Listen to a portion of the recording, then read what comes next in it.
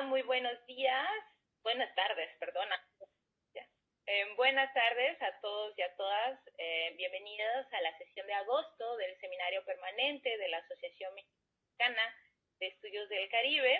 Este seminario tiene como finalidad estar siempre incentivando el diálogo y la participación académica y cultural de todas y todos los miembros del Caribe en sus diferentes latitudes. En esta ocasión nos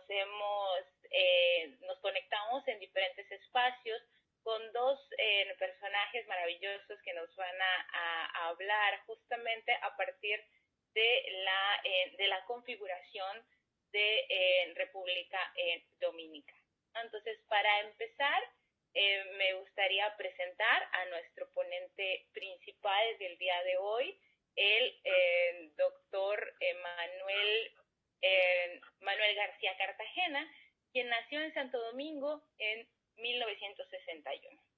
Es doctor en Letras Francesas Modernas por la Universidad François Rabelais en de Tours, en Francia, con una tesis titulada Las apuestas del yo en las novelas de los surrealistas.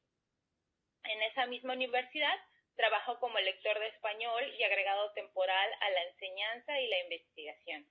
A su regreso al país, ejerció la docencia en varias universidades dominicanas y en la Alianza Francesa de Santo Domingo. Pero desde hace ya más de 2 décadas viene elaborando como autor y editor de libros de texto de lengua y literatura para varias empresas transnacionales. Entre ellas podemos citar Editora Norma, Grupo Santillana, Grupo SM, y nacionales como Fundapec, Casa Duarte. También ha desarrollado una intensa producción de obras literarias como autor y editor independiente. Hasta la fecha cuenta con 8 novelas, 3 libros de relatos, 9 libros de poemas y 7 libros de ensayos críticos. Entre estos últimos destacan los 3 tomos dedicados al estudio de las figuraciones literarias, cultural e histórica bajo el título común de Situaciones de lo Dominicano, disponibles a través de la plataforma de Amazon.com. En 2023 fue incorporado como miembro de número a la Comisión de Lingüística y Literatura de la Academia de Ciencias de la República Dominicana, de la que actualmente funge como secretario. Agradecemos muchísimo al doctor García Cartagena que nos haya aceptado la invitación a participar en este seminario y sin más le damos la palabra. Bienvenidos acá. Pues el que agradece soy yo, como debe ser, porque además yo estoy muy contento de estar en un grupo tan selecto y de tantas personas bellas y simpáticas. No sé si este pistoletazo de salida marca mi inicio como ponente. Si ese es un sí, y yo voy a asumir que sí, voy a pedir permiso para compartir la vista que he preparado, de modo que todas puedan entonces seguirme tal como yo lo he preparado. Para simplificar y facilitar la comprensión de mi texto, lo he dividido en 3 partes. Noten que el título es Figuras del pueblo dominicano, pues esas 3 partes son figuras del pueblo y dominicano, con una última de inclusiones, porque uno no puede aspirar a concluir nada cuando uno trabaja en el ámbito de los imaginarios sociales. Nada es concluyente, no hay verdad, no es una positividad que se resuelve de manera, digamos, progresiva, sino que es todo lo contrario, es un totum revolutum. Y la reflexión en este sentido persigue pues hipótesis heurísticas que encuentran múltiples aplicaciones. Una de estas aplicaciones es precisamente el estudio de la figuración. Entonces, yo comienzo trabajando el término figuras. La noción de pensar la figuración equivale a asumir como una necesidad el hecho de trascender teórica y metodológicamente una serie de binarismos que, como los de forma y contenido, ética y estética, individual y colectivo, oralidad y escritura, ficción y realidad, verdad y mentira, etc., afectan y desvirtúan la comprensión del funcionamiento de los discursos de tipo literario e histórico. En ese sentido, es así como desde hace un tiempo yo vengo desarrollando en distintas etapas una reflexión en torno a un número variable de lo que he llamado figuras del ser, el parecer, el hacer, el decir y el tener dominicanos, a partir de una metodología que me ha permitido articular elementos de la poética y la narratología con los del análisis semiolingüístico y los de la hermenéutica. A los fines de mi reflexión, yo he tomado como punto de partida algunas tesis del filósofo irlandés Richard Kearney, para quien la figuración permite considerar el conjunto de las actividades humanas desde el punto de vista de la intencionalidad implícita en todas ellas, pues como se sabe, la fenomenología coloca la intención en la base de toda significación. Todo acto significa en la medida en que participa de un movimiento intencional de la conciencia. Desde este punto de vista, la figuración, en tanto que actividad creativa, es primero y ante todo actividad significante, y por tanto se concibe como un hacer creativo que recubre el conjunto completo de los productos de la actividad intencional de los seres humanos. En ese sentido, la creatividad en cuestión debe ser entendida en los términos de una dialéctica entre una producción y un consumo colectivos de las distintas instancias de lo real sociocultural.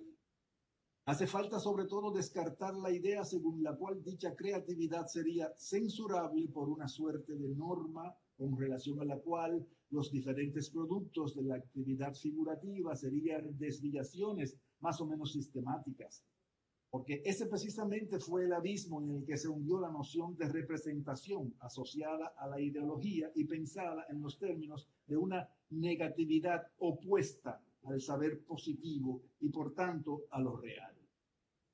Esta quedó determinada por el viejo corte metafísico entre lo real y lo imaginario. Como primera conclusión, pues diré que eso que llamamos realidad no es tan real que pueda impedir la postulación de otras realidades simultáneas, ya que es esto precisamente lo que convierte a la realidad en un lugar capaz de ser socialmente compartido, debatido, conquistado, perdido, traducido, validado e invalidado por cada uno de nosotros, e incluso como figuras de sujeto que somos para todos los demás. También nos encontramos sometidos a esa radical contradicción que caracteriza a todo aquello que es real. Así, no es que las personas podemos figurarnos el mundo, sino que la única manera en que podemos existir en el mundo es de manera figurativa. Yo empleo el término pueblo como una figura del ser, el hacer y el tener sociales, con la intención de apartarme de ciertos esencialismos instrumentalistas particularmente nocivos que por un lado le asignan a esa noción algún tipo de determinación óntica como aquella que lo convierte en el sujeto de la historia y por el otro lado le confieren varias naturalezas ontológicas como aquellas que le asignan al pueblo atributos como laborioso, perezoso, heroico, etc. Ambas vías insisten, en efecto, en considerar al pueblo como un ser, o por lo menos como un actante histórico. Desde mi punto de vista, sin embargo, cada vez que alguien habla acerca del pueblo, debería estar consciente de que ningún pueblo es ni está así o asá, y que por tanto únicamente puede tener una identidad asignada en el mismo sentido en que algunas personas a veces cuentan con un conductor asignado. Y esa identidad asignada, la cual funciona como una clave existencial capaz de otorgarle sentido a una cantidad infinita de intervenciones en el seno de lo sociocultural y como el síntoma de alguna particularidad, como una particular ideologización, no es otra cosa que una figura.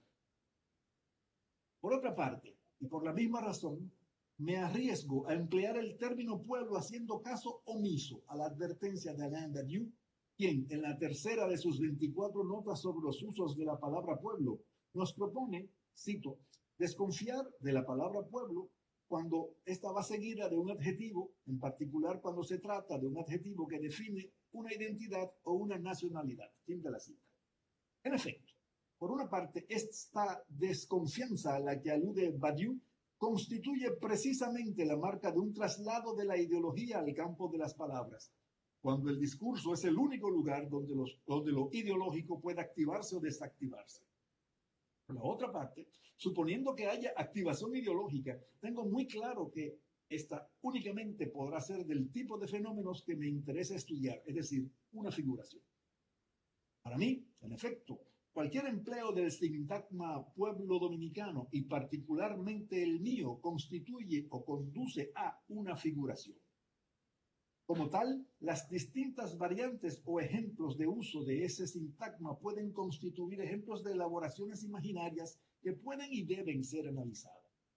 Siendo así, mi reflexión acerca de las figuras del pueblo dominicano escapa a ser etiquetada en el marco de los estudios identitarios, por la misma vía por la que se inserta de pleno derecho en el de los imaginarios sociales.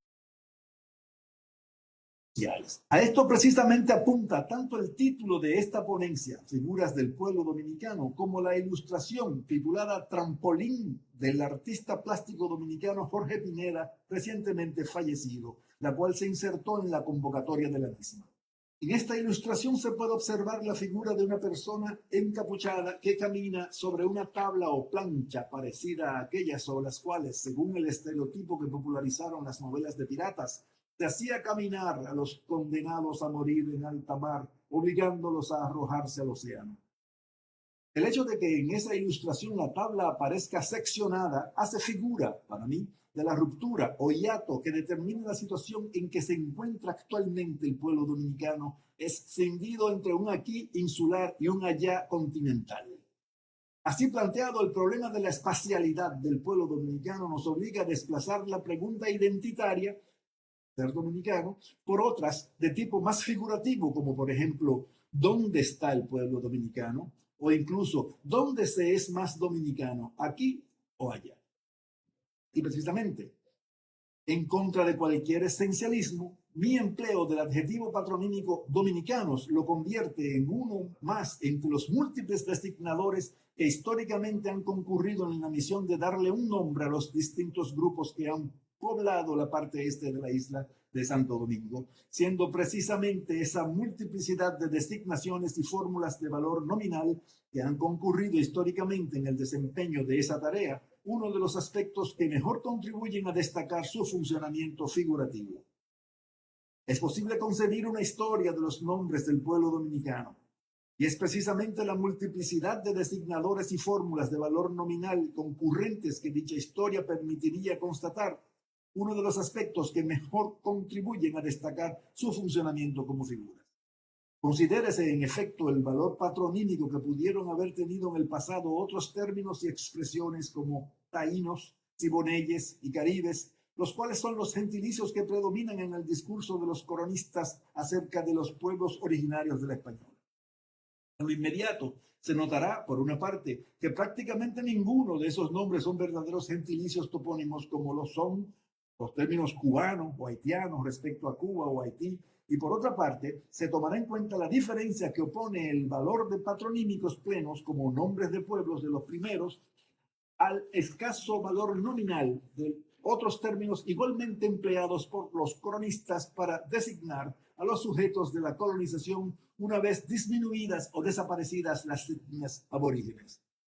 Este es el caso de expresiones pseudonominales como los morenos, los negros, los blancos de la tierra, los criollos, etc., los cuales, aunque también funcionaron o han funcionado como nombres del pueblo, o por lo menos de una parte de este, no son propiamente gentilicios, sino prácticamente metáforas del ser social. Al final de aquel poema de Pablo Neruda titulado Gautama Cristo, el poeta chileno deplora el vacío que deja la pérdida del referente divino en los distintos nombres conferidos a Dios y concluye diciendo: y ahora, viendo los fragmentos vacíos donde habitó aquel nombre, sentimos esas suaves sustancias gastadas, malgastadas por la bondad y la maldad. De manera parecida, ya sea que se lo sacralice por medio de la referencia a la divinidad o que se lo profane por las múltiples borraduras practicadas sobre dichas referencias, los nombres del pueblo suelen ser objeto de una usura particular producto de las fluctuaciones del valor identitario asignado a los espacios donde transcurre la vida cotidiana de las personas como a estas mismas. Así se comprende que, si por una parte el patronímico dominicano quedó fijado más o menos a partir de principios del siglo XVII en el uso general como la principal figura nominal del pueblo dominicano, por la otra, esa misma función ha sido suplida por otras marcas que al concurrir sobre la misma escena identitaria han ocasionado numerosas fluctuaciones en el funcionamiento figurativo.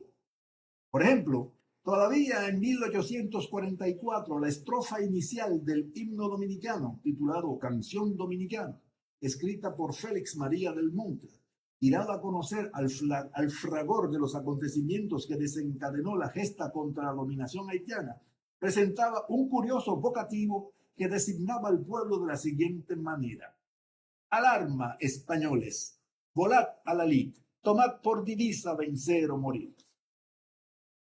No obstante esta ambigüedad, el designador que terminó prevaleciendo fue dominicano, y precisamente por eso debe tomarse en cuenta que ese patronímico es un derivado del topónimo Santo Domingo, nombre que tuvo la primera ciudad que España fundó en América y posteriormente se le transfirió a toda la isla, tal como figura en los mapas cartográficos franceses y españoles a partir del siglo XVI, mientras que en los mapas ingleses la isla se figuró bajo el término Hispaniola, transliteración latina del vocablo la española, debido a que la obra Décadas Oceánicas, posteriormente titulada De Orbe Novo, de Pedro Mártir de Anglería, fue traducida del latín al inglés, francés, italiano, primero que al español. De hecho, la primera traducción de la obra de Anglería a nuestra lengua data de 1898. A esto se le suma el hecho de que los mismos pobladores originarios de Santo Domingo disponían de varios nombres para designar a la isla: Babeque, Bohío, Baneque, Haití y Quisqueya. La explicación más plausible de semejante heterotoponimia es el hecho de que a la llegada de los españoles, estos hallaron que la isla no estaba habitada por una, sino por múltiples etnias, y además, aunque según las casas existía una lengua franca que aseguraba la comunicación entre aquellas, factores como la encomienda, la repartición y la esclavización intensiva de los aborígenes exterminaron desde muy temprano cualquier posibilidad de diálogo intercultural. De ese modo, lo único que nos queda es el nombre de Santo Domingo como única matriz de designación de la cual emanaría con el paso del tiempo el patronímico dominicano. Ese designador funcionó desde el principio según el patrón dictado por el mismo espíritu provinciano al que Jacques Lafaille le imputa el aspecto tardío que tomó el desarrollo de la conciencia nacional en México, aunque el fenómeno ocurrió de manera similar en toda Hispanoamérica. Desde esta perspectiva resulta posible comprender hasta qué punto el nombre del pueblo dominicano está determinado por ese espíritu de campanario al que se refiere Lafaille cuando dice que, cito, uno de los aspectos más notables de esa mentalidad que España había transmitido a Nueva España fue el espíritu provinciano. Si no hubo antes una conciencia nacional mexicana, fue en parte a causa del apego exclusivo y casi místico a la patria local, la patria chica. El ejemplo más significativo, sin duda, de este espíritu fue, a todo lo largo del período colonial, la rivalidad entre México y Puebla. Fin de la cita. Es en ese sentido que conviene concebir los topónimos, los gentilicios y los patronímicos como significaciones sociales imaginarias, y no sencillamente como denominaciones fijadas por el poder político a las que se les podría sustituir sencillamente por otras, sin afectar de manera profunda todo el andamiaje de la formación social. Tal vez fue Cornelius Castoriadis el primero en insistir acerca del peso que ejerce la imaginación simbólica sobre la vida institucional de las sociedades. Según Castoriadis, tanto el individuo como la sociedad instituyen sus referentes simbólicos a partir de aquello que se encuentra ahí, es decir, a partir del repertorio de fórmulas disponibles en la lengua cultura. En lo que respecta al gentilicio dominicanos, no obstante, conviene resaltar la manera traslaticia con que el mito de la orden religiosa de los dominicos, que dio pie a su representación heráldica bajo la forma de un perro que lleva en la boca una tea para incendiar los cielos, suele citarse erróneamente como si se tratara de una etimología de la palabra dominicana. Con esa idea se cierra el proyecto novelesco que el historiador dominicano Bernardo Vega Boary tituló precisamente Dominicanis, cuya trama está organizada a partir de un diálogo ficticio entre los dictadores Ulises Heró y Rafael Leónidas Trujillo, en virtud del cual Vega pone en boca de este último las siguientes palabras que cierran esa novela. Cito: ¿es que no se recuerdan que vivían sin angustias porque nosotros se lo resolvíamos todos? En su vida idílica, ellos solo tenían que obedecer ciegamente, como cachorros falderos, y cumplir las órdenes de nosotros, sus señores, los que establecimos la disciplina para perros. Eso me lo explicó bien claro mi amigo el cura cuando me demostró, con sus amplios conocimientos del latín, que los dominicanis, eran los perros del Señor. Fin de la cita. Este ejemplo me permite evidenciar de paso uno de los aspectos más fulgurantes de la figuración, que no es otro que la posibilidad que tiene cada figura de dar origen, por combinatoria, por superposición o por resonancia, a un número infinito y simultáneo de nuevas figuras. Una de estas vías consiste en la producción de metáforas existenciales basadas en experiencias diarias de percepciones corporalizadas, los factores físicos y las circunstancias culturales. Es por eso que la figuración de las instancias del pueblo como sujeto de la narración histórica suele ser tan importante para el historiador como para el novelista, aunque sea porque la figuración es, a fin de cuentas, una de las funciones inherentes del discurso sociocultural. A manera de ejemplo, dedicaré a continuación algunos comentarios al examen del primer proyecto de figuración del pueblo dominicano, es decir, la novela de Pedro Francisco Bonó titulada El Montero, publicada originalmente en París en 1856, importante la fecha, y olvidada casi inmediatamente hasta bien entrado el siglo XX. El Montero de Bonó, primer proyecto de figuración del pueblo dominicano. Llama la atención la precocidad con que Pedro Francisco Bonó, nacido en 1828, fallecido en 1906, accede a una comprensión cabal de la importancia sociológica, sociopolítica y cultural de la figura del Montero para la historia dominicana.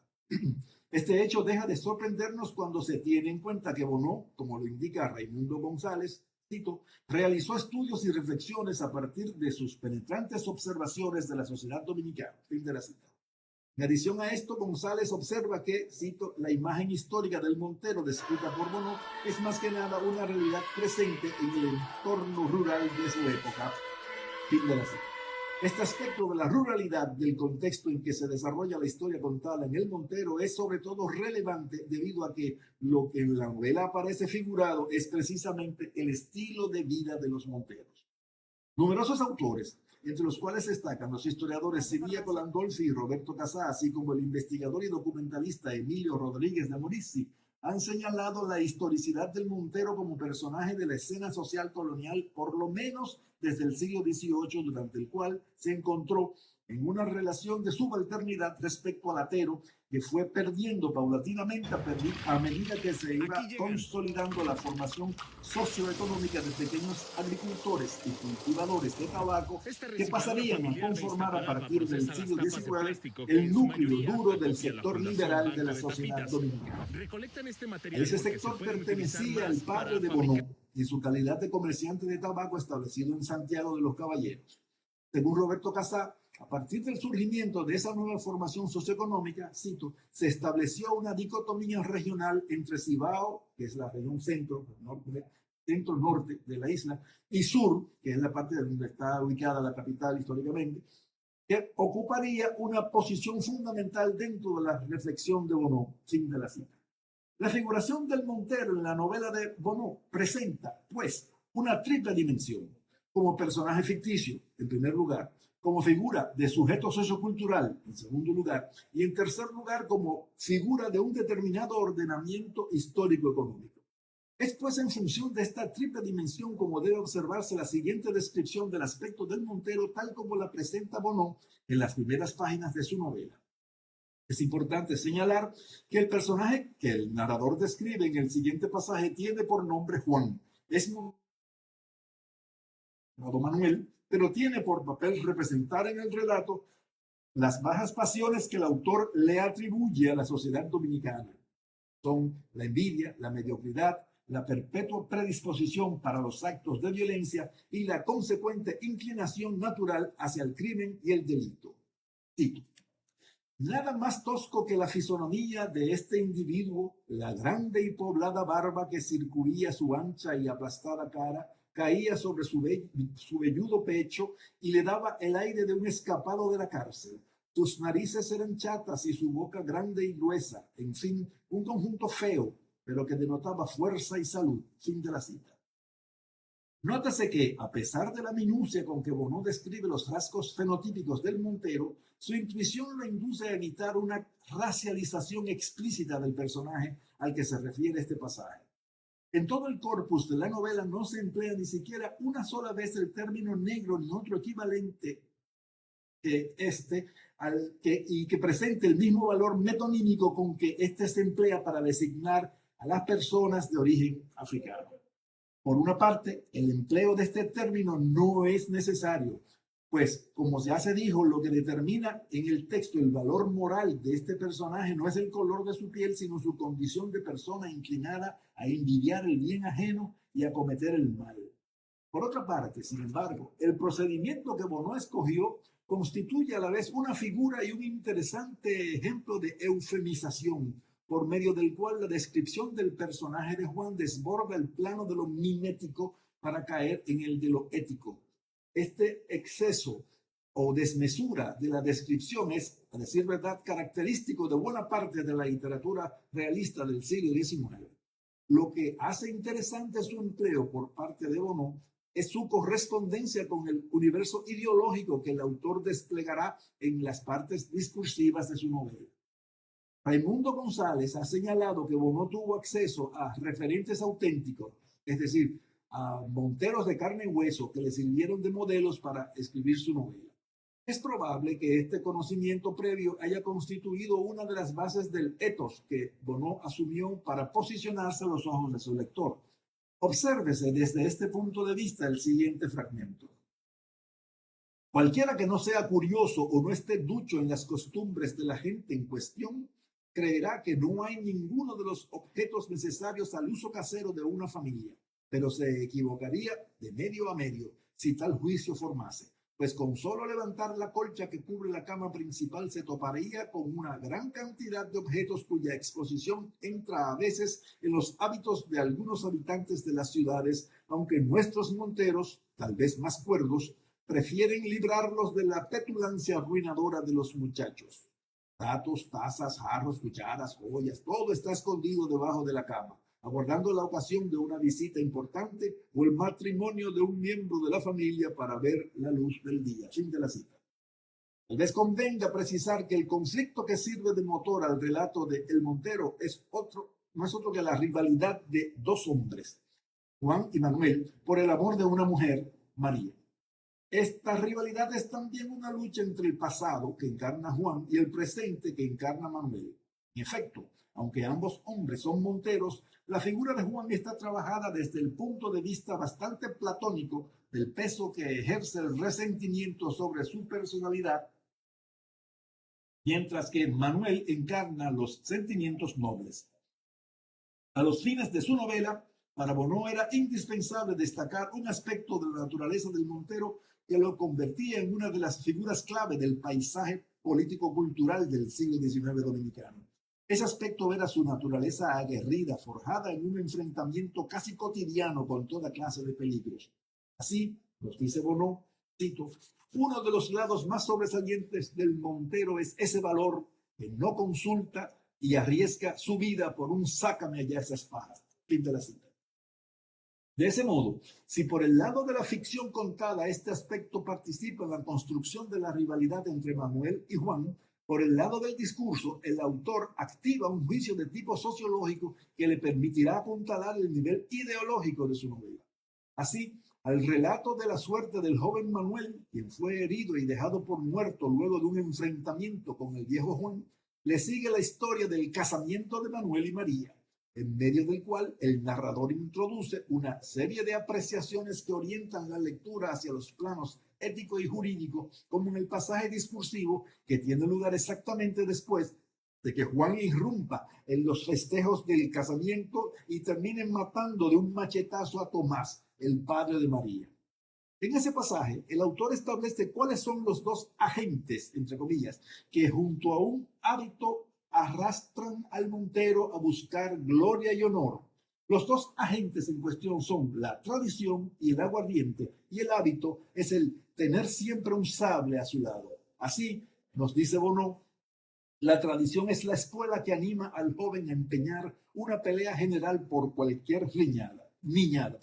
Si la civilización ha dulcificado las costumbres del hombre de Europa, los de estos campos sin semejante modificador están aún en los primitivos tiempos del descubrimiento de la América. Y dígasenos, ¿no era la fuerza brutal lo que campeaba más en los siglos pasados y se enseñoreaba sobre todo? Fin de la cita.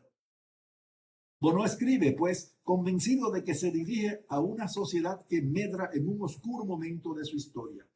Sin embargo, su propósito es más de tipo didáctico que de tipo moral. Es propositivo, no sentencioso. Se las arregla como puede para evitar los sesgos y sobre todo se muestra ya en ese texto de 1856 en posesión de una lúcida sensibilidad en lo que respecta a las contradicciones de la realidad social dominicana de esa época.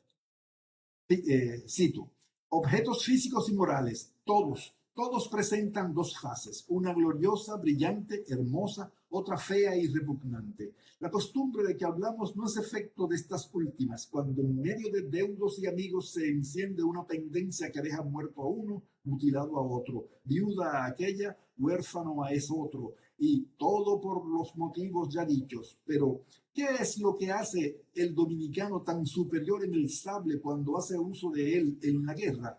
La misma costumbre. Habituado a cargarlo desde niño y a servirse de él en las pendencias, no hay quien pueda resistirlo, ni quien lo maneje con más brillo y destreza.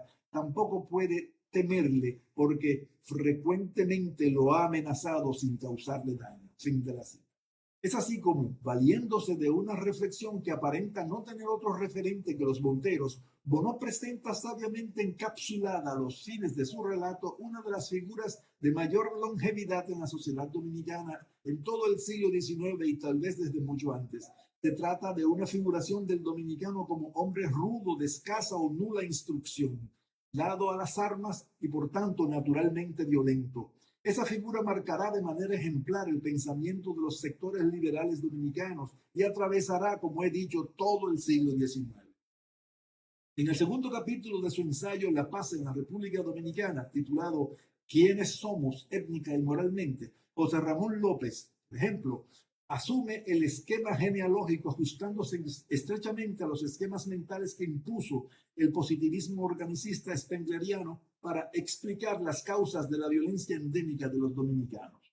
Así, según él, cito, la población que encontraron en la isla los descubridores era mentalmente de una inferioridad desesperante. Las calaveras que han sido encontradas en algunas cavernas comprueban que el indio quisqueyano era del tipo dolicocéfalo, pero con tan poca cavidad craneal que no era mucho mayor que la de un perro grande. De esa raza nada o muy poco había que esperar para el progreso. El español que vino a Santo Domingo no era del tipo que nos pintaron Calderón y Lope de Vega, hidalgo rancio, florecimiento de virtudes manchadas tan solo por el predominio de las ideas de violencia de la razón, de la espada y del orgullo satánico. El negro traído de la costa occidental de África en la sentina de los buques que hacían la trata era miembro de tribus salvajes, absolutamente ignorante, incapaz de comprender una organización social elevada y de sostenerla así, que era incorporado a ella. La idea de la justicia estaba aún amorfa en su cerebro, la de libertad era una niebla. Fin de la cita. Sería interesante seguir el periplo que trazará esa figura del dominicano como hombre violento a lo largo de los siglos XIX y XX hasta llegar al período contemporáneo. Para ello, evidentemente, habría que constatar primero las huellas que dejó en el imaginario dominicano la accidentada historia política del país a partir del período inmediatamente posterior a la independencia, en 1844, y su larguísima secuela de conflictos y guerras que no se detuvieron, más bien recrudecieron una vez declarada la anexión a España, para incrementarse aún más a partir de la restauración en 1865. Evidentemente, esa violencia era el síntoma principal de una profunda crisis político-económica y muy particularmente del fenómeno del caudillismo, que en la República Dominicana marcó todos los órdenes de la vida sociocultural y muy particularmente el de la educación durante todo el último cuarto del siglo XIX. Dicha crisis, además, estaba en conexión directa con el avance del capitalismo internacional y de manera particular en el caso dominicano con el avance del capitalismo estadounidense. Fueron muchos, en efecto, los estallidos de violencia organizados por caudillos regionales tradicionales con el fin de intentar mantener el control del status quo ante el avance desmesurado de los inversionistas extranjeros. Por su parte, presionados por las deudas contraídas en el extranjero, muchos gobiernos liberales hispanoamericanos de fines del siglo XIX no tuvieron otra elección que la de asumir posturas dictatoriales para frenar o al menos paliar los repetidos intentos de los caudillos de violentar la situación creada por los compromisos contraídos con inversionistas foráneos. Un caso espectacularmente ejemplar es el del presidente Ulises Heró Liniz, un antiguo general del ejército restaurador que gobernó por el Partido Azul Liberal de 1882 hasta su ajusticiamiento en 1899. El papel protagónico que desempeñaron los monteros en las luchas independentistas y restauradoras no necesita demostración. Hay ejemplos documentados de esa participación que datan incluso de la época de los primeros enfrentamientos contra los franceses en el siglo XVII. De hecho, el aporte de los monteros fue decisivo en las guerras de la Reconquista contra las tropas franco-haitianas a principios del siglo XIX, luego de la cesión de la parte este de la isla en virtud del Tratado de Basilea entre España y Francia en 1785. No obstante, vale la pena destacar que cuando el historiador Ciriaco Landolfi afirma que no parece caber duda en el panorama histórico, Juan Sánchez Ramírez fue el primer gobernante dominicano y más precisamente el caudillo inicial de los monteros, fin de la cita, no hace más que evidenciar una figuración personal del papel que desempeñó Sánchez Ramírez, que sería un poco tedioso examinar aquí, aunque ciertamente se refiere al periodo en el que los monteros habían alcanzado ya el estatuto de una formación socioeconómica particular capaz de organizarse y de asumir cierto grado de hegemonía. De hecho, según el mismo Landolfi, es con la victoria de Sánchez Ramírez sobre las huestes franco-haitianas en 1809 que, cito, el montero invade victorioso la ciudad de Santo Domingo bajo la guía de un atero que lleva al gobierno sus particulares inclinaciones y la factura cultural de su formación al palacio de los capitanes generales. Fin de la cita. Puede pues considerarse a los monteros como una de las principales formaciones sociológicas que integraron la montonera en la República Dominicana en el periodo de las guerras restauradoras contra España. De hecho, es con los monteros que la figuración discursiva de los montoneros guarda más relación en la historiografía dominicana, a pesar de que, como se sabe, ambas formaciones pertenecen a dos etapas históricas tan distintas como lo determina el hecho de que los primeros, o sea, los monteros, eran personas que vivían de la caza de animales salvajes, para lo cual se movían a pie por los campos, usualmente en pequeños grupos armados de una lanza y de un machete, mientras que en tiempos de paz los montoneros ya eran campesinos que, establecidos en las tierras de algún caudillo, se armaban y componían en tropas irregulares y que en tiempos de guerra estas luchaban a caballo empleando tácticas de combate en pequeños grupos parecidos a los de los monteros. Es cierto que la novela de Bonneau no guarda estrictamente ninguna relación con esta paronimia entre los monteros y los montoneros. No obstante, si bien la historia que se cuenta en la novela está ajena a la larga historia de conflictos que marcaron el devenir sociopolítico de la República Dominicana, debido en gran parte a las luchas de la montonera, en lo que respecta al universo de ideas y valores acerca de la sociedad de su época, el texto de Bonneau constituye sin duda uno de los soportes históricos de la figuración del dominicano como persona violenta. De esta misma figura se hizo eco el escritor y médico Francisco Moscoso Puello, quien en su libro publicado en 1936 titulado Cartas a Evelina, acota, entre otras cosas, lo siguiente: un dominicano sin armas no se puede concebir. El primer dinero que gana un dominicano es para comprar su arma, ya sea un revólver o un puñal o un 7 clavos. El asunto es que no puede estar desarmado. En estos últimos tiempos, en que los revólveres no se pueden conseguir con facilidad, se procuran escopetas. Vienen después el caballo y la silla de montar, para lo cual se hacen muchos sacrificios, pero que tampoco se puede dejar de tener. El dominicano rural está completo cuando posee estas cosas. Lo demás no tiene para él gran importancia. Fin de la cita. Varias décadas más tarde, la misma figura transparentará en el pensamiento de Juan Bosch, quien ya había escogido un esquema genealógico parecido para explicar las causas de la dictadura de Trujillo. Así, lo único que le falta al siguiente juicio de Bosch acerca de los generales baecistas, a quienes presenta como campesinos pobres, es la palabra Montero.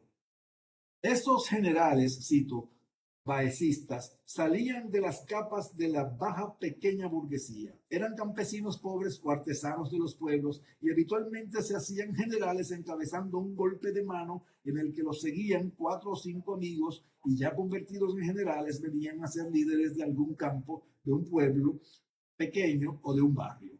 Casi siempre esos hombres eran gente inculta pero impetuosa y con condiciones naturales para el liderazgo, que aplicaban a la actividad política su ignorancia y los procedimientos brutales de su ambiente, de donde resultaba que a menudo su actividad política era de una violencia asqueante. Fin de la cita. La novela de Bonneau puede, pues, considerarse, si no como el germen, al menos como una de las primeras huellas escritas de esa figuración del dominicano como hombre violento. Para las inclusiones, he tomado un epígrafe de Jacques Lacan: la realidad es el fantasma, es decir, es la figuración. Parafraseando a Lacan, para quien la realidad es el fantasma, mi reflexión me ha conducido a postular, muy en la línea de Cornelius Castoriadis, el valor figurativo de la realidad social y cultural. Contra el intento contemporáneo de reducir lo imaginario a lo lúdico, lo onírico o lo sexual, como antes se hizo con el inconsciente, la historia y la literatura, la noción de figuración trasciende el campo de la hermenéutica filosófica para incursionar en el de los imaginarios sociales. En mi ponencia he mencionado solamente algunos ejemplos de figuras verbales del ser y del hacer social. Entre estas, aquellas que tienen que ver con una designación histórica del pueblo merecen una atención particular por parte de los historiadores y los estudiosos de la literatura. Esto así debido al extraordinario peso que tienen los nombres en el imaginario cultural e incluso en el individual. Parafraseando a Gastón Bachelard, postulo que en todas las lenguas hay términos que, como los patronímicos, los topónimos, los gentilicios, los apodos, los hipocorísticos, etc., funcionan como verdaderos acumuladores del valor histórico. Está claro, sin embargo, que si toda figura es un abreviado de realidad, como dice Kearney, es como una producción significante que cabría estudiar la figuración. Desde esta perspectiva es posible concebir una historia de los nombres del pueblo cuyas fuentes excedería con mucho los límites puramente documentales, pues sus raíces se encontrarían trenzadas con las de los mitos, las leyendas, los relatos, las novelas, desde donde parten a ramificarse en las páginas de las crónicas, los autos, los oficios y los libros de difuntos y registros bautismales. Es sumamente difícil de ponderar el valor que tendría semejante historia en un mundo tan cambiante como el contemporáneo.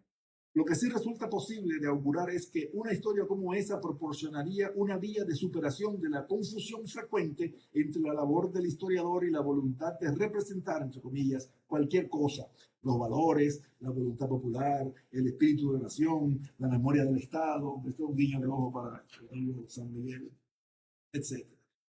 Yo podría continuar incluyendo muchas otras ideas, pero prefiero detenerme aquí, no sin antes agradecerles de la manera menos figurativa posible la amable atención que me han dispensado. Muchas gracias.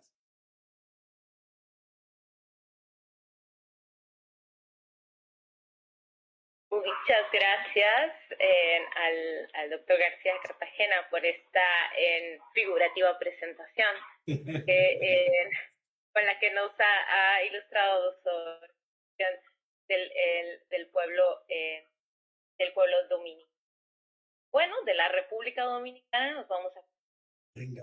Y nos movemos de la isla al continente, y mientras se vigila la probable formación de la tormenta tropical Idalia en el Caribe, le damos la palabra al doctor Fernando Valerio Holguín, quien nació en Concepción de la Vega, República Dominicana, en 1956.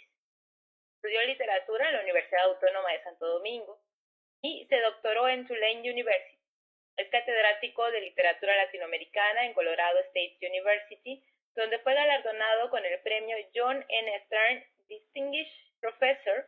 Ha dictado conferencias y leído poesía en varias universidades e instituciones tales como Smithsonian Institution, the Library of Congress, University of Oxford, Harvard University, Antwerp University y University of Warsaw.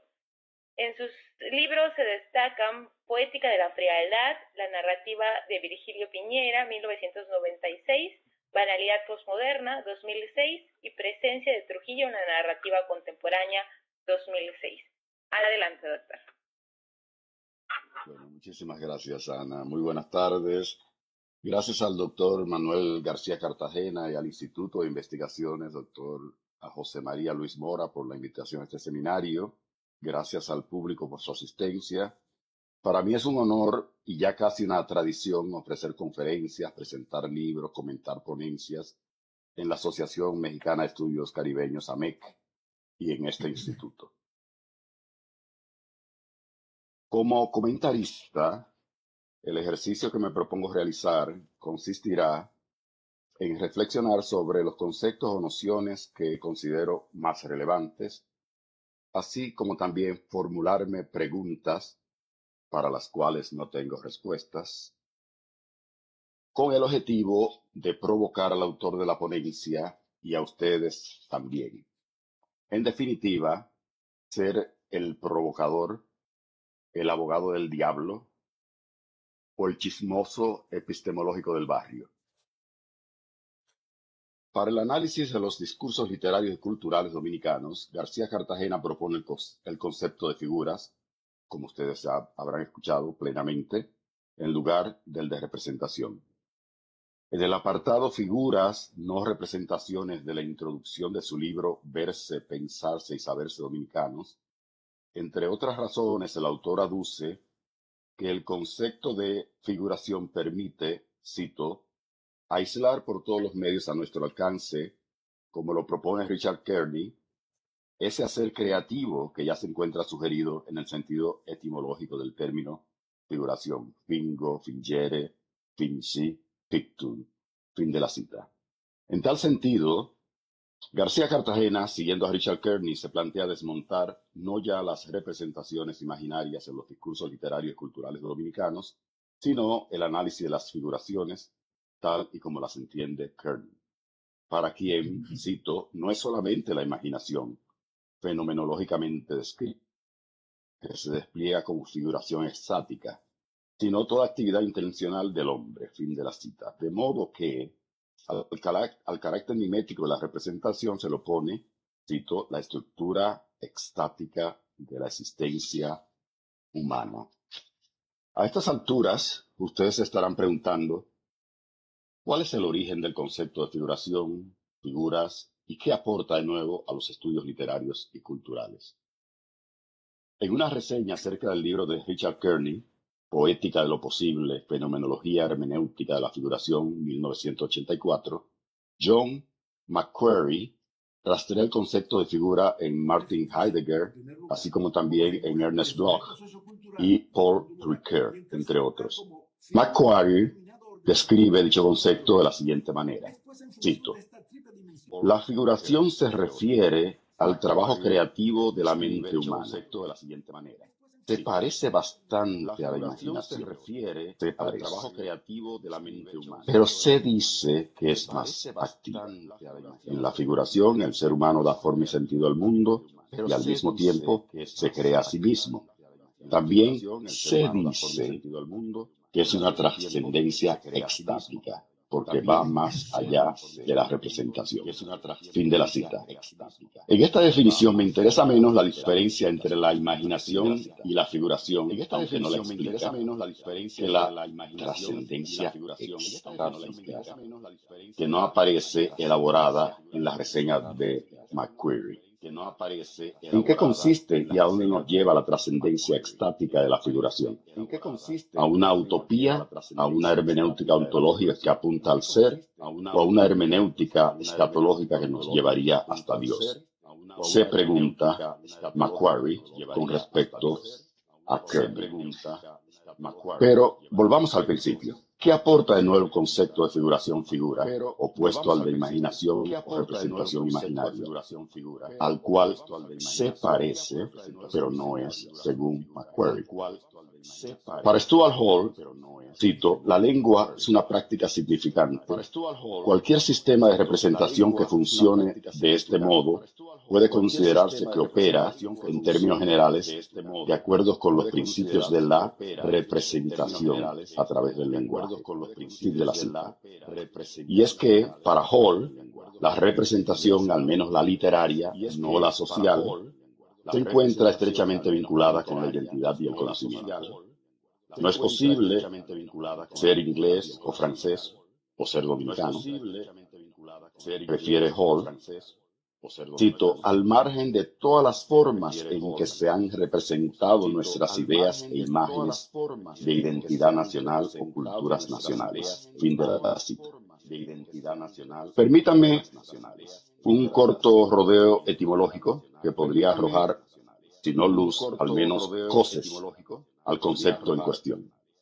Sorprendentemente, Joan Coromines traza la etimología de la palabra figura del latín figura y configuración, estructura, forma, manera de ser, derivado de fingere, amasar, modelar, dar forma.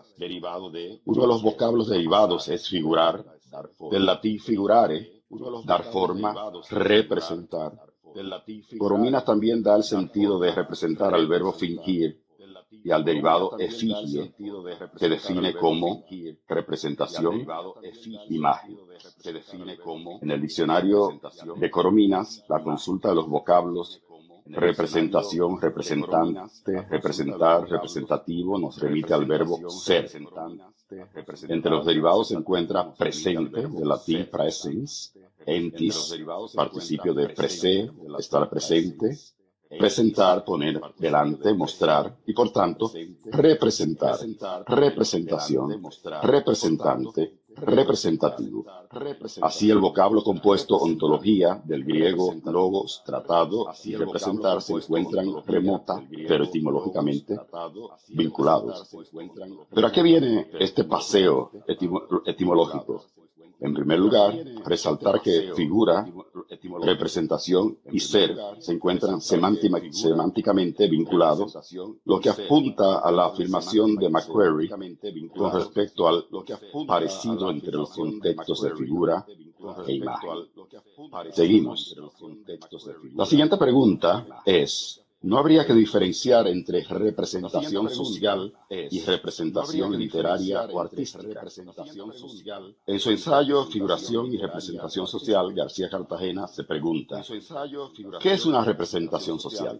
¿Qué tipo de relaciones, empíricas o teóricas, es dable establecer entre los términos representación social y figuración? ¿En qué medida eso que desde mediados del siglo XX venimos llamando sujeto constituye más bien una representación, un término marcado por su inscripción pasiva en el discurso positivista de las ciencias sociales, y no necesariamente una figura, un concepto activo que se debe enteramente a su propia creatividad? Fin de la cita. Volviendo un poco a Hall, me pregunto, ¿podría hablarse de una representación literaria como inscripción pasiva del discurso positivista? Por ello creo, con Hall, insisto, en que habría que deslindar la representación social de la representación literaria o artística.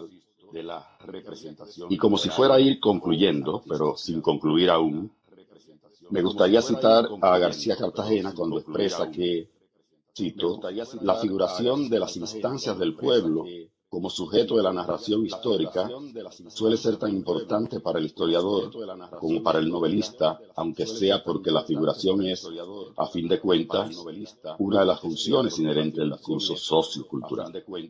Es por lo que entonces acomete la tarea de decantar el Montero como una de las figuras por excelencia del pueblo dominicano, porque, en definitiva, y siguiendo a Hayden White, tanto la historia como la novela comparten los procedimientos retóricos de la ficción. García Cartagena desglosa la figuración del pueblo dominicano en la novela del mismo nombre de Pedro Francisco Bonó, en la novela El Montero, ¿sí? A lo que Raimundo González denomina imagen histórica del Montero, García Cartagena propone la figura del Montero o la figura de sujeto sociocultural. Aunque otros autores dominicanos han escrito sobre el Montero, sobre todo desde el punto de vista histórico, a García Cartagena le interesa reescribir como figuración el estilo de vida de estos. Son figuraciones las características que Bonó le atribuye al pueblo dominicano en el personaje del Montero: la envidia, la mediocridad, la perpetua predisposición para los actos de violencia y la consecuente inclinación natural hacia el crimen y el bien. Fin de la cita. García Cartagena aborda la figura del Montero como oposición entre lo posible y lo real a través de una interpretación de lo posible. Está menos interesado en la realidad social dominicana del siglo XIX que en las figuraciones que del pueblo dominicano se han construido a partir del Montero. Me hicieron como a un expresidente dominicano que le quitaron una página. No, aquí está. La interpretación de la cultura dominicana que hace García Cartagena es encomiable y novedosa en la crítica. La figuración es entonces, cito, una concepción de la creatividad que elimina los límites de nuestro poder creador, al reconocer que se despliega en todos nuestros actos intencionales de percibir, significar y practicar, de acuerdo con A. Rex. Pero, como muchas veces las preguntas que uno se hace son más importantes, ya que estas plantean hipótesis de trabajo, que las respuestas que se puedan obtener, para finalizar, me pregunto a mí mismo, además de romper con el binarismo realidad-imaginación, ¿cuáles son otras ventajas de la figuración? Si la figuración indaga acerca de cómo es el ser social, el pueblo en este caso, me pregunto, ¿cómo deviene el ser en lo que es? ¿Cómo sabemos lo que somos? ¿Cómo se articula la figuración, en el discurso? ¿No es la poética del mismo texto otra forma de dar cuenta de la riqueza semiosimbólica del texto mismo? ¿Cómo se percibe el autor autorreflexivamente como figuración del pueblo dominicano? Y me pregunto con Macquarie, ¿a dónde nos lleva la trascendencia estática de la figuración? Muchísimas gracias. Bueno, yo quiero a ver si alguien quiere intervenir después del comentario para entonces comentar al comentarista brevemente, porque ya le dije lo que tenía que decir.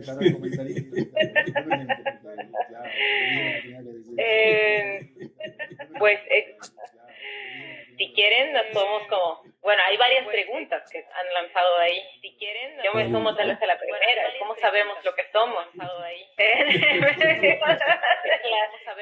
Muy compleja en la que no es excelente. Fernando seguramente que tiene una respuesta excelente. Ahora no, yo anuncié que me interesan más las preguntas que las respuestas. Okay. Yo no suelo responder las preguntas que las respuestas. Ahora bien, hay dos cosas que a mí me preocuparon, porque hay una metáfora recurrente en los relatos de Borges Él habla en varias zonas de una palabra que resumiría todos los lenguajes. Era como la palabra a partir de la cual se desmembraría todo. Y para mí esa es la burla que una persona como Borges, para mi genialidad habitual, dedicó a las personas que confunden la etimología con una explicación, porque la etimología no demuestra ni un parentesco ni una proximidad semántica, es solamente un registro de que en una época, una determinada, una etapa de la evolución histórica de la semántica de una palabra registró un uso en tal o cual sentido. Para de contar. En lo que yo traté de hacer con la figuración, que no es la figuración, es mi figuración de la figuración. Eso es muy importante, porque como sabemos que somos, va a tener la respuesta que yo le dé a la parte de ese somos que me toca a mí. El problema de la diferencia entre la representación y la figuración no es teórico, eso no tiene nada que ver con la figuración. Yo le voy a poner el ejemplo más que yo siempre lo saco cuando me hacen esa pregunta. ¿Cómo usted sabe cuando alguien sabe bailar y cómo lo distingue de la persona que está bailando porque está enamorado de la persona con la que baila? Eso para mí es crucial. ¿Por qué? Porque yo siempre digo, yo bailo en defensa propia. Es decir, yo solamente bailo cuando tengo una intención muy particular, que es la de seducir, o sea, mostrar la mejor parte de mí, no necesariamente para terminar haciendo encuentros de cualquier tipo, sino porque estoy muy contento, me siento en armonía con la persona con la que estoy, generalmente me siento en armonía con la persona. Sucede que la situación que presenta la figuración respecto al papel que se le asigna, que se le ha asignado desde la fenomenología del espíritu a la noción de representación, porque el real origen del concepto de figuración es Hegel. Eso viene del pensamiento hegeliano, de las esencias libres, de cómo el espíritu interactúa con lo real y se forma esas, ¿cómo se llama eso? Que es el término de éxtasis, no lo propone él, pero él propone un término que es muy parecido, porque la creación extática, el hacer extático, la figuración como una actividad significante, la desarrolla Kearney desde el punto de vista hermenéutico porque tiene muchísimo sentido. El trabajo del hermeneuta es precisamente construir el sentido a partir de una serie de indicios. Y él lo que está diciendo es, esta figuración es lo que hace el cerebro, es lo que hace el sujeto con lo real. Construir es un hacer creativo, mientras que la representación está marcada en su triple acepción como Dingvorstellung, como representación. Esa es la etimología alemana de la triple, digamos, equivocación de los traductores. ¿Cómo yo voy a traducir lo que en Freud aparece como la representación del inconsciente, lo que en Marx aparece como la representación de la clase obrera en el sistema capitalista, o lo que aparece en la representación de palabra, que es lo que Fernando llama la realidad, la representación literaria. Esa triple, digamos, dificultad de traducir con un solo término, la figuración la patea, la dificultad del tablero, la quita del medio. ¿Por qué? Porque deja de oponer lo real a lo imaginario en primer lugar, porque no le asigna un valor de negatividad a lo representado respecto a una determinada positividad de lo real, que es lo que hace Marx con la noción de representación. Le asigna un carácter sospechoso porque está vinculado a lo ideológico, a la ideología como trampa, como mentira, como todo aquello que es engañoso, o Freud con relación a este inconsciente que supuestamente transparenta, se traduce, se revela en los discursos, en los sueños, en los actos fallidos y demás. Pero todo eso tiene ese pensamiento de negatividad que yo diría cortocircuita esa producción, porque la figuración es eminentemente productiva, y lo que hace el escritor deja de oponerse a lo real. Es una falsa antinomia tratar de oponer la representación social y la representación literaria por el simple hecho de que es el mismo sujeto. O sea, el que vive en la sociedad, el sujeto, es el mismo que hace la historia, es el mismo que hace la literatura, la poesía. Yo no veo contradicción alguna ni necesidad precisamente por eso estamos saliendo del concepto de representación. Intentar reponer de nuevo o recolocar de nuevo sobre la discusión esta oposición entre lo social y lo es precisamente el error que la noción de figuración permite trascender y quitar del medio. Y al historiador en particular, cuando le corresponde resolver el problema de la verdad, la noción de figuración o entender cómo se produce la figuración, le resuelve muchísimos problemas y deja de ser un obstáculo epistemológico el simple hecho de que su discurso no puede evitar ser narrativo, porque el historiador trabaja con el pasado. Para comenzar, tiene que emplear los verbos en su conjugación del pasado. Y ya eso, en la lógica de la representación, parecía un problema, mientras que desde el punto de vista de la figuración, al contrario, se ve precisamente como lo que hay que hacer es construir ese relato. Esa construcción, evidentemente, cuando se hace con un método científico, debe responder a una serie de estrategias y el historiador tiene que visibilizar. El problema es que mucha gente lo que hace es que disimula su fuente, disimula sus prejuicios, disimula y esa es ahí donde se está traicionando la figuración. La figuración lo que hace precisamente es revelar las posturas del tejido, los hilos de la marioneta como se ha construido. Porque esa es la diferencia entre un narrador que debe esconder esos hilos y un historiador. Punto. Entonces, yo creo que ya yo he dicho lo que iba a decir. Yo no tengo nada. La pregunta de cómo sabemos que somos. Solamente quienes ejercen en primera persona en la escena de su vida pueden optar por producir una respuesta a esa pregunta o, lamentablemente, que es lo que en esta época tan, yo diría, psicodependiente abunda, consumir una de las respuestas para uso masivo que abundan en las redes sociales. Yo creo que ese saber que se es el mismo, es la misma pregunta de siempre. Yo solo sé que no sé nada, pero la respuesta no puede seguir siendo esa. Al contrario, yo solo sé que yo soy. Debería ser la respuesta cartesiana, si se quiere, como ustedes lo quieran poner, porque hay un ego ahí, pero desde el punto de vista de la figuración es la única que a mí se me ocurre como válida. Tú lo has dicho muy bien, precisamente en esa construcción del sentido que es creativo, no solamente construye el sentido de los demás, sino te construyes a ti mismo, ¿o no? Absolutamente, porque lo primero es que yo valido mi posición en el mundo, o sea, mi ser en el mundo queda validado a partir del momento en que yo me confirmo capaz de construir un sentido. Inmediatamente yo construyo ese sentido, yo me estoy validando a mí mismo.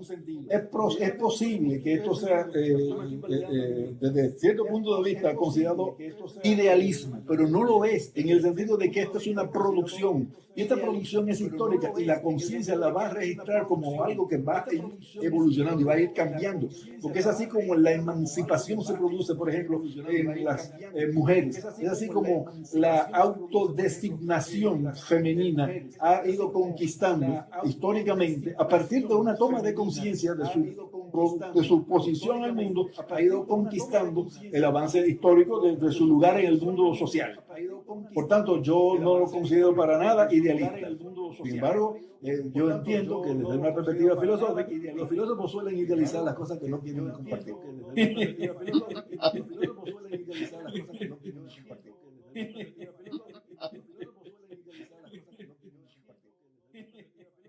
Bueno, suponen aquí ya interesantes del yo, ¿no? Somos lo que soy, pero también somos lo que hay, ¿no? Soy lo que soy, o lo que queda en el caso de lo que queda de esta experiencia, ¿no? Entonces, pues no sé si nuestras compañeras que nos siguen, nuestros compañeros que nos siguen en redes sociales, o nuestras compañeras que están aquí en la presentación, pues nos quieran hacer alguna pregunta, algún comentario acerca de la presentación que nos han hecho tanto el doctor Valerio Holguín como el doctor García Cartagena, que nos proponen en Cartagena condicionantes y procesos interesantes. Y uno de ellos es tal vez algo que nos estamos constantemente preguntando, aquellos que vamos de la historia a la literatura, de la literatura a la historia, que trabajamos en el discurso, y es justamente cómo la experiencia modifica lo que pareciera ser este catálogo finito, este repertorio finito de imágenes a las que recurrimos para mostrar, ¿no? O sea, porque no puede ser cualquier cosa, hay un catálogo finito de representaciones y de imágenes a las cuales recurrimos, y estas derivan de una y devienen de una experiencia social, histórica, situada, ¿no? en esta lógica. Y me gusta mucho esta idea de figura, representación y ser que nos han propuesto y nos están discutiendo los dos en esta sesión, y me lleva un poco a pensarlo también en el que hemos estado trabajando también, sobre todo desde las experiencias del feminismo, tiene que ver con esta epistemología experiencial del sujeto, ¿no? Que no está aislada a la vez de esta experiencia, de esta noción social e histórica, pero que también nos dice no toda experiencia puede ser considerada como demarcadora, como una forma de crear el ser, ¿no? No todos como una forma de crear. Entonces, es que la experiencia hay que figurársela. Exacto, entonces creo que esta idea de la figuración ayuda como a entender un poquito esto, ¿no? Pues básicamente no toda historia da para novela, pero pues básicamente no toda historia da para novela, pero lo que sí no se equivoca el comentarista, querido amigo, es en cuanto a la raigambre, o la vinculación, si se quiere, entre el pensamiento de la figuración y la teoría de los imaginarios sociales. No de las representaciones sociales necesariamente, porque no es lo mismo. El imaginario social es un concepto mucho más amplio que está marcado precisamente, primero, por una positividad inalterable, y es por eso que no se puede concluir nada dentro de ese pensamiento o de esa reflexión sobre los imaginarios. ¿Por qué? Porque cada sujeto es precisamente un agente de cambio de esos imaginarios, porque esos imaginarios se actualizan en la mente de cada sujeto y de cada comunidad y de cada proyecto, digamos, histórico, y se combinan. Además, es una combinatoria inagotable. Cada sociedad pues genera sus propios tesauros, sus propios tesoros de producciones significantes, y es uno de los puntos de partida del pensamiento de la figuración, tal como yo la he colegido, como la he construido. Yo estoy consciente de que yo no soy filósofo y mi intención no es filosofar. Yo estoy tratando de encontrar un punto de aplicación al análisis del discurso literario e histórico a través justamente de un pensamiento que me permite vincular el sujeto discursivo, el sujeto psicológico, el sujeto filosófico, el sujeto histórico, el sujeto social, y de esa manera yo construyo esa figura con la que yo trabajo. Es tan simple entre comillas como eso. Tan simple entre comillas como eso. Creo que tenemos aquí, ¿no? Tenemos en... Sí, adelante. Sí, adelante. Que hablo mucho, que me estoy callando. Creo que me parece muy interesante justamente esta forma. Se ha intentado como estabilizar un concepto que es de por sí tan móvil, ¿no? Estabilizar un concepto que esta experiencia lo vemos como me gusta mucho esta idea que comentaste en tu presentación, de que la figuración no se opone a la realidad en esta idea, ¿no? Así lo entendí, que no se opone a la realidad en la medida que la construye. Y eso me lleva justamente a una discusión que estamos teniendo acerca de las mentiras del colonialismo. ¿no? O sea, en esta noción donde la realidad es una entidad casi tangible, ¿no? Sinceramente, y no una construcción del sujeto que la interpreta. Y no estás trabajando este concepto de no se opone a la realidad. Es que ya todo eso lo dijo Nietzsche, todo eso está en la Gaia Ciencia de Nietzsche. Y el hecho de que los posmodernos hayan querido hacer una franquicia con las ideas de Nietzsche es un problema de ellos. Pero eso está pensado, articulado precisamente para romper con la dictadura del positivismo, esas verdades absolutas que eran las que movían la maquinaria, porque eran maquinarias realmente, que eran las del siglo XIX, del positivismo. Y a uno le pasa por la cabeza a veces preguntarse, ¿y si no fuera realmente necesario el concepto de verdad? Ya Nietzsche también lo pensó. El problema cuando nada es verdad es que todo es verdad. Y el problema del imaginario es precisamente eso, que nadie puede decirle a un pueblo, eso es mentira, porque el pueblo se lo imaginó. Un bacá, una ciguapa, o sea, las figuras de nuestro imaginario no son ni verdad ni mentira, están totalmente fuera de esa lógica, digamos, de verdad taxativa, cuantificada, pesable, todas esas cosas, no tiene nada que ver. Entonces, los imaginarios son precisamente esas producciones que escapan a esa posibilidad de medirlos en términos de verdad o de mentira. Y yo entiendo que eso es la libertad.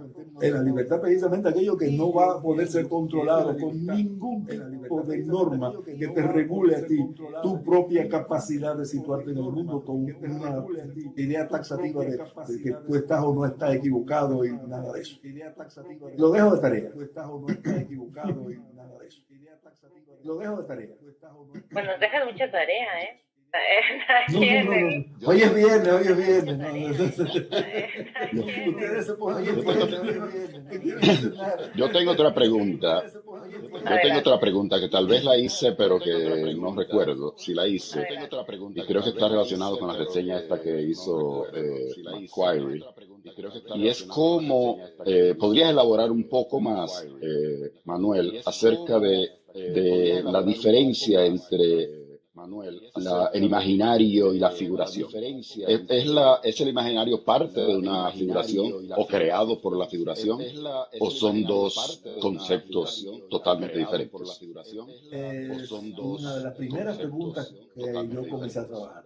Fíjate, yo caigo en el problema de la figuración leyendo a Cornelius Castoriadis, autor de un libro que se llama La construcción imaginaria de la sociedad, que es una rotunda crítica, es uno de los últimos libros que demolieron el andamiaje de la lógica del materialismo histórico y del funcionalismo de Malinowski y de todas esas cosas. En el momento en que yo comienzo a leer ese libro, honestamente yo no entendía un carajo, no estaba ni siquiera armado para procesar toda la información que me dio, pero como era parte de un proceso de investigación, yo fui armando el muñeco poco a poco. Y lo que yo descubro en ese trabajo es precisamente esa manera de vincular la producción, porque la figuración no se puede entender si no se entiende como un hacer creativo, como una incesante producción de sentido.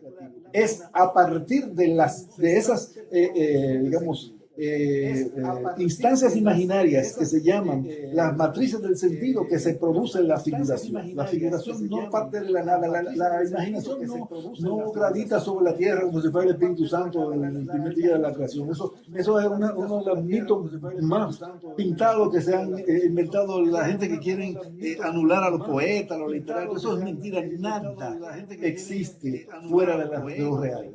Por tanto, lo primero que hay que decir es que la figuración no es una creación ex nihilo, y sobre todo que el punto de partida de esa figuración siempre es material. ¿Por qué? Porque las instancias de lo real son material, pero ¿de qué tipo de materia? Es una materia subjetiva, es la materia que ha sido elaborada históricamente por los pueblos, por las lenguas, por los creadores de la lengua, que son los más sabios, ¿verdad? Son los pueblos, son los que crean, los creadores de la lengua, que son los más sabios. Todas esas son producciones de sentido históricas que se han asentado, que están escritas, que se han reconstruido a partir de investigaciones lexicográficas y se han podido reunir en un libro llamado Lexicón o Diccionario Etimológico. Perfecto, ahí para de contar. El problema no es ese. El problema es que eso también se corresponde con prácticas de mesa, con maneras de comerse, de cocinar, maneras de sentarse a la mesa, maneras de enamorar, maneras de vestir. O sea, todo está articulado porque la cultura es un totum revolutum. Yo lo decía hace un rato, está mezclado todo y todo tiene su nombre y todo se va articulando y todo va cayendo en el lugar donde tiene que caer, en la cabeza donde ese mundo revuelto logra tener sentido. Esa cabeza es la del sujeto, la subjetividad social. Entonces, no hay oposición entre la figura, entre la figuración y el imaginario, pero una es la fuente de la otra. Y los imaginarios son la fuente única de todas las producciones del sentido, de todas las que te puedes imaginar, inclusive de la inteligencia artificial, porque ahora yo estoy disfrutando de la cantidad de tonterías que se están diciendo sobre la inteligencia artificial, pero la inteligencia artificial lo que hace es combinar lo que inteligentes naturales han hecho. Así que me cuenten otra. Sí, entonces, cuando dices que la única manera de que podemos existir en el mundo es de manera figurativa, es esa manera figurativa son imaginarios o instancias imaginarias basadas en condiciones materiales de existencia, piensa en Althusser. Como tú te lo cuentas, tal como tú te lo cuentas, tú vives una vida que tú te cuentas, la vida tuya tiene sentido porque tú eres capaz de encontrárselo, de hilvanar los días que has tejido a lo largo de tu existencia. Puedes romper ese hilo cuando tú quieras. Una de las ventajas es que uno duerme y uno olvida. El olvido es el verdadero padre de la historia, como dice San Miguel. Yo estoy completamente de acuerdo porque yo leí un libro antes de leer el suyo. El olvido, revolución o muerte de la historia. Se lo puedo prestar cuando él quiera. Es un libro impresionante porque te da un avance de lo que ahora se habla como si fuera una gran novedad de la neurología, del cerebro, pero te lo da desde la perspectiva existencial. Cómo tu cerebro te programa para borrarse. Tú olvidas porque tu cerebro no puede hacer otra cosa. Tu cerebro necesita, es como un palincesto, necesita borrarse para poder tener neuronas con las cuales escribir nuevos recuerdos.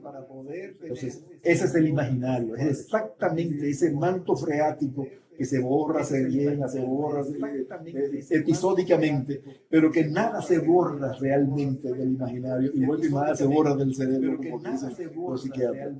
Todo queda desactivado, pero latente.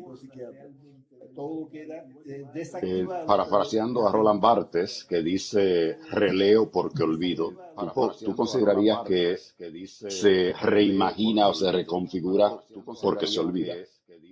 Yo leo de nuevo lo que acabo de leer y entiendo cosas completamente. Yo no, cualquier persona. Esa es parte del funcionamiento. El olvido es una parte esencial del funcionamiento de la conciencia. Es que la conciencia no puede saturar. ¿Tú te imaginas lo tedioso? Bueno, el memorioso Funes sería quizás el hombre más infeliz de la historia, porque él sería aquel que no puede olvidar. Ese personaje de Borges, para citarlo de nuevo. Entonces, no se puede creer en un cerebro capaz de recordarlo todo, como esos mitómanos que te dicen que te quieren que alardean de su memoria, como si a mí me importara. Porque la capacidad de asociar siempre va a ser mucho más importante que la capacidad de retener. Que los esfínteres solo tienen una función y es dejar salir. No es acumular. No es acumular.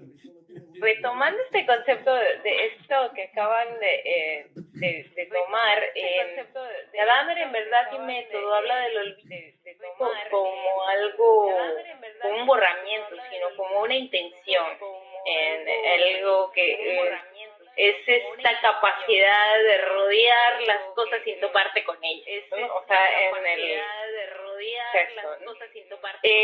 y pareciera ser que dentro del imaginario, pero más en esta lógica, no es que desaparezca el concepto, es que el sujeto deja de caminar ese camino.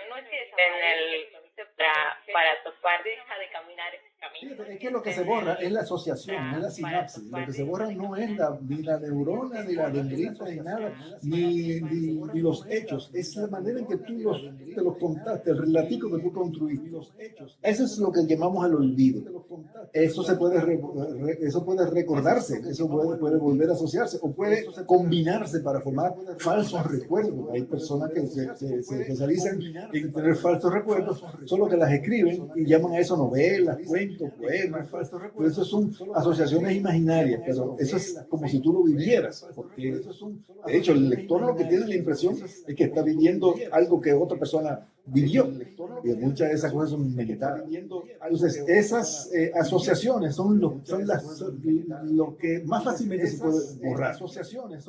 Pero tú no borras realmente nada. ¿Por qué? Porque cuando tú has atravesado el tiempo de manera consciente, o sea, cuando tu conciencia ha sido la protagonista de tu nave espacial cerebral, esos hechos son los que se articulan en tu lenguaje. Eso es lo que te constituye como sujeto. Tú puedes perder la capacidad de recordar lo que tú hiciste a las 5 de la tarde del 27 de mayo de 1995. Date eso porque el diablo va a recordar esa. Pero tú puedes asociar hechos muy parecidos a lo que tú hiciste ahí, sin que te pase por la cabeza que eso fue lo que tú hiciste. Y lo haces de manera inconsciente. Y eso es lo que Freud describía como esa latencia de los actos inconscientes. Porque tú estás tratando de recordar y tu cerebro reactiva eso, solo que tú no vas a forzar a tu cerebro a que haga la sinapsis de nuevo. Eso tú tienes que entrenarte. Los hindúes tienen técnicas para esa vaina, pero tú tienes que entrenarte para producir esa sinapsis. Y esos recuerdos artificiales, recuerdos forzados, ya. Tú lo puedes lograr, según dicen. A mí no me preguntan, yo no sé. Pero la capacidad de tú asociar esos eventos que están archivados en tu cerebro está ahí siempre, va a estar. Accidentes neurológicos, accidentes cerebrales que te borran, que te cortan la zona del cerebro donde estos recuerdos están archivados, sí te pueden afectar evidentemente, porque uno puede sobrevivir a un traumatismo craneal y craneoencefálico, y ahí inmediatamente pues, no es el recuerdo, tú estás vivo de casualidad. Ya estamos hablando de otro tipo de problemas. Pero en condiciones normales tú estás en la facultad de recordar. Pero en condiciones normales, que tú no vas a tener el relato. Que tú no lo escribiste, si tú no lo grabaste, tu relato lo puedes restaurar, pero no va a ser con la misma vividez como si lo acabaras de vivir. Te puedes regresar a un sueño. Tú puedes tener, porque esa sinapsis va a regresar a ti. Pues tu conciencia es realmente el artífice, es la que figura. Es la conciencia la que figura. Y la realidad es el fantasma, o sea, lo que llamamos real, que es el mundo en el que nosotros verificamos los discursos. Esa es otra cosa. Hemos hablado aquí de realidad, pero ¿cuál es la idea de realidad de la que estamos hablando? Para muchas personas de esta época todavía la realidad es lo tangible, eso es real, constante y sonante, pero esa no es la realidad de la que estamos hablando, porque eso no podría ser jamás la realidad. Esa sería la realidad de las máquinas. Las personas subjetivas sabemos que no es lo mismo tener que un aparato cerrado, así, no sirve para absolutamente nada. Es el uso que yo le doy a este aparato lo que lo convierte en un celular. Por tanto, la realidad de este aparato la construye el usuario. Y muchas de estas cosas se usan de manera totalmente diferente según las personas. Se construye una misma realidad de muchísimas maneras. Eso es lo que llamamos realidad. O al lugar donde uno supone que los discursos se verifiquen. Es lo que pasa con la posverdad, con las fake news y todas esas cosas, que uno quiere verificar esas informaciones en la realidad hasta que descubre que no hay manera de tú verificar una cosa que es un invento. Pues ahí te sientes defraudado, te sientes engañado porque le asignaste un valor de realidad a una idea de que la Tierra era plana, de que, etcétera. No quiero poner ejemplo político. Todas esas cosas que después tú sabes, te das cuenta de que ya que lanzaste la piedra tan lejos que después no puedes ir a buscar. Que metiste la pata creyendo cosas. Y así anda el mundo. Y así anda el mundo. Una pregunta. Mm. Eh, ¿Podría existir una figuración de la figuración de la figuración como una metafiguración, El una especie de caleidoscopio figurativo. de palincesto figurativo? Porque leyendo el párrafo inicial o la primera página del Montero, releyendo, porque yo soy como los franceses, yo nunca admito que no he leído, sino que siempre estoy releyendo. Habla de la aldea, de casas de barro, y ese es el comienzo de 100 años de soledad, que es el comienzo de la descripción que hace von Humboldt en Cuba, que García Márquez reconfiguró. Entonces podría hablar de una reconfiguración de reconfiguraciones de palincestos imaginarios. Es curioso que un lector de Borges tan avesado como tú hagas esa pregunta, porque es curioso en esa clase de que leemos un sistema de citas. Es que no hay mil maneras de tú hablar de un pueblo que no sea hablando de casas de barro, de plantas. El lenguaje es esa matriz a partir de la cual nosotros reorganizamos el Edén después que salimos de él, según el relato bíblico. O sea, nos dieron el lenguaje porque en el paraíso no necesitamos el lenguaje, teníamos el espíritu que andaba por ahí. Entonces nosotros nada más tenemos el lenguaje, todo, lo único que tenemos es el lenguaje, e incluso el tiempo depende de nuestro lenguaje. Pues fíjate que está el presente, pasado, el futuro, está articulado en un eje de crono. Pero ¿cómo lo ves como figuración? Es la figuración. La lengua es la figuración principal. La lengua es el imaginario. La lengua es la figuración. La lengua es escapar al imaginario. Imaginar Kharnikov, el poeta ruso del futurismo, que quería inventarse un idioma para hablar con la lengua de Los Ángeles, un idioma silábico. Nunca pudo inventar ese lenguaje. Nadie puede inventar ese lenguaje. Porque cuando uno intenta salir del lenguaje, ¿de qué uno sale? Uno sale del cerebro, uno sale de lo que nos constituye. Uno sale del primero, lo primero es que nos salimos de lo social. O sea, nos volvemos imposibles para comunicarnos con los demás. Esto nos desvincula y no podemos autogestionar la formación de asociaciones mentales a partir de una cosa que se llama un lenguaje artificial. No va a entrar en el cerebro. Ni que tú lo eduques. Bueno, en ese momento, cuando tú te inventas el lenguaje, educas al niño y lo que tú estás haciendo un lenguaje. Tú no estás haciendo un lenguaje artificial y nada. Tú estás haciendo que una persona hable una lengua que tú te inventaste. Punto. Que es una forma de crueldad terrible. Pero en fin, es posible y es humano. Eso no es ni marciano ni mucho menos. Pero es algo que el ser humano puede hacer. Aprender algo de una lengua completamente distinta a la de las demás. Yo como los esquimales. Completamente distinta a la de Gracias.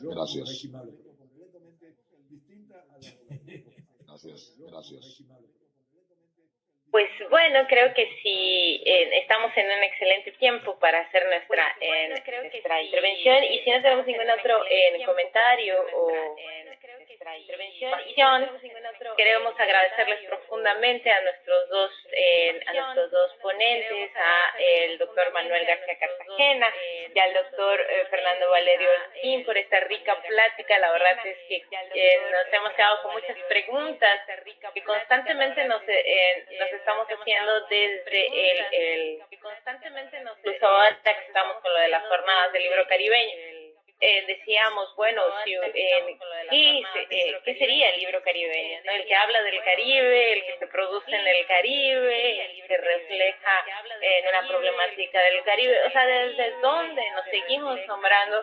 Y somos lo que somos lo que hay, somos lo que fuimos, lo que devenimos, y eso es algo que constantemente pues seguimos en la luz, ¿no? De este proceso, y agradecemos muchísimo la participación de nuestros dos ponentes, y aprovechamos a invitar a nuestro público que la próxima sesión del seminario permanente, en esta ocasión, pues nos vamos a una experiencia itinerante, nos vamos a la península de Yucatán, donde tendremos una jornada de trabajo con el CIR en Wadi, con la Autónoma de Yucatán, y en donde hablaremos de la presencia indígena y la presencia afrodescendiente en el Caribe continental, particularmente de la presencia de esta relación que ha habido fuertemente entre los grupos indígenas y los grupos afrodescendientes en el Caribe. Entonces les esperamos que nos sigan en las redes sociales, tanto del Centro Mora,